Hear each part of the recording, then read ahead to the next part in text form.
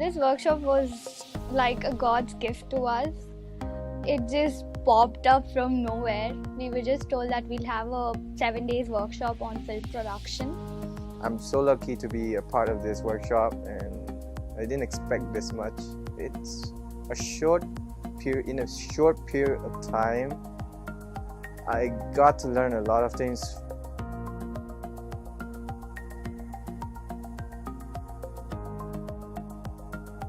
I'm extremely new to the film industry, and this is the first workshop I've ever been to.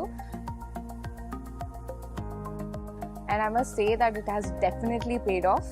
Starting off, the first 2 days when Sapun sir took our classes on red camera and how to do a shooting here and there, he did teach us a lot of stuff which was very, very helpful. تجربه فیلمسازی داشتم، اما این کاملا برای من یک چیز متفاوت بود.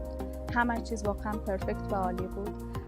من تکنیک‌های نو را دیدم و با تجربیات نو آشنا شدم. This workshop has helped me a lot when it comes to framing and lighting, because previously also I've did few ads which I have directed, so I didn't have much knowledge when it comes to framing and lighting there.